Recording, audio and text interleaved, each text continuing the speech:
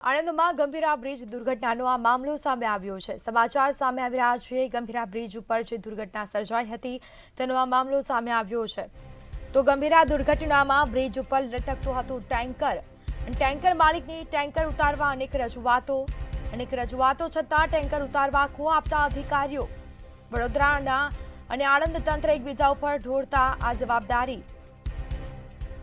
આખરે મુખ્યમંત્રીએ આણંદ વહીવટી તંત્રને આ જવાબદારી સોંપી છે। ટેન્કર ઉતારવાની જવાબદારી આણંદ વહીવટી તંત્રને સોંપવામાં આવી છે। આજે 21 દિવસ બાદ ટેન્કર ઉતારવા ટીમોએ મુલાકાત કરી છે। મરીન્સ ઇમરજન્સી રિસ્પોન્સ સેન્ટર પોરબંદરની ટીમે મુલાકાત લીધી। 2 દિવસ બાદ ટેન્કર ઉતારવાની કામગીરી શરૂ કરવામાં આવશે।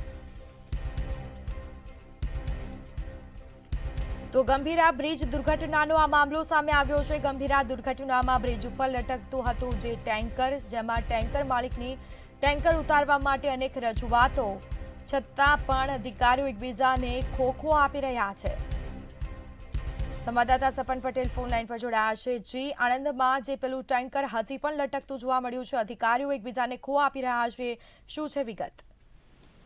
ચોક્કસથી ગંભીરા બ્રિજ દુર્ઘટનાને આટલો સમય વીતી ગયા બાદ પણ બ્રિજ ઉપર લટકી ગયેલી ટેન્કર હજી પણ જેસે તે સ્થિતિમાં જોવા મળી રહી છે। ટેન્કર માલિકની અને ટેન્કર ઉતારવા માટેની જે રજૂઆતો હતી તે રજૂઆતો છતાંય ટેન્કર ઉતારવામાં વડોદરા અને આણંદ જિલ્લાનું તંત્ર એકબીજા પર ખો ઠારવતા હોય અને એકબીજાની જવાબદારી ઢોળતા હોય તેવી રીતના આ જે મામલો છે તે અત્યાર સુધી લંબાયો હતો। આખરે મુખ્યમંત્રીએ ટેન્કર ઉતારવાની જવાબદારી આણંદના વહીવટીતંત્રને સોંપી હોવાની માહિતી સામે આવી છે અને આજે 21 દિવસ બાદ પણ ટેન્કર ઉતારવા માટે ટીમે ઘટનાસ્થળની મુલાકાત લીધી છે।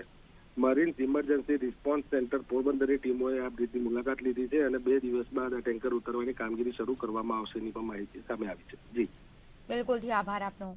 તો 2 દિવસ બાદ ટેન્કર ઉતારવાની કામગીરી શરૂ કરવામાં આવશે।